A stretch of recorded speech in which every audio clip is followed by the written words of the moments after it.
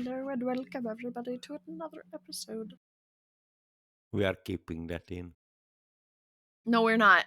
Yes. No, I'm gonna keep that in. don't you dare. I'll delete it. Okay, here we go. Three, two, one. Hello and welcome everybody to another episode of Okay Sweet Dreams. I'm here with another midnight snack, and I'm also here with Don Fox Phoenix. How are you today? I'm good. So what snack have you brought us today?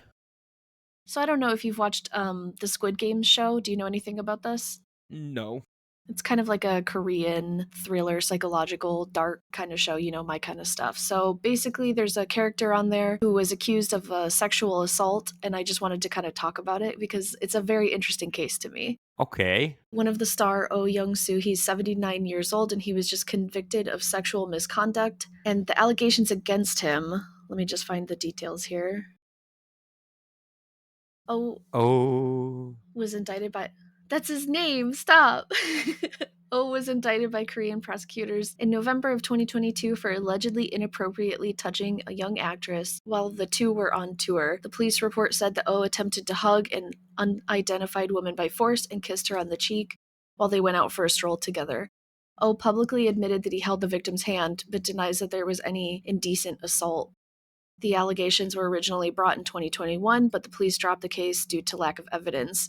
But then later, I guess they reopened it, and it says here that, and this is a quote from someone in the district court, the content of the victim's journal and the content of her counseling after the incident was consistent with what happened to her, and testimonies could not have been given unless she actually experienced it. That's fucking bullshit. That's absolute bullshit. This is nothing more than hearsay in the eye of the law. I'm sorry.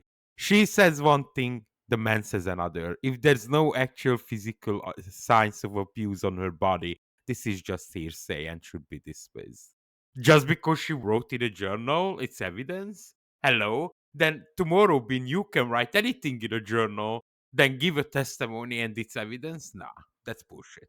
It's just so interesting to me because we're in this time where I don't want to discredit people who have been like sexually assaulted or assaulted in any way.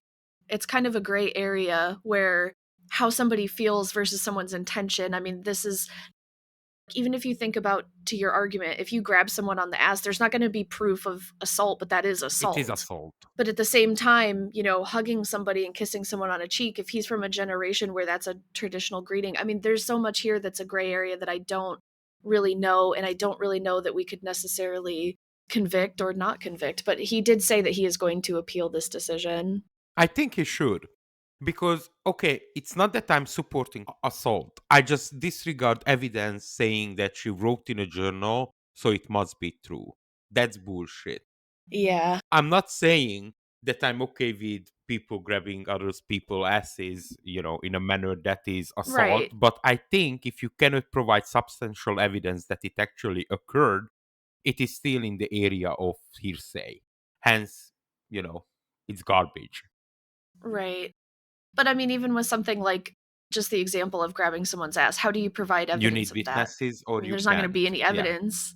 I know it's a fucked up system. Yeah. I mean, it's not like we can just make laws that are just black and white on what these situations are. I mean, if it's so tricky because there's so many like psychological aspects. Like if this woman has been a victim of sexual assault in the past and, this could trigger some sort of like PTSD. I mean, how do you tell someone what you feel and what that made you feel as a human is like not correct? Like, I don't know. I think I would say it like that.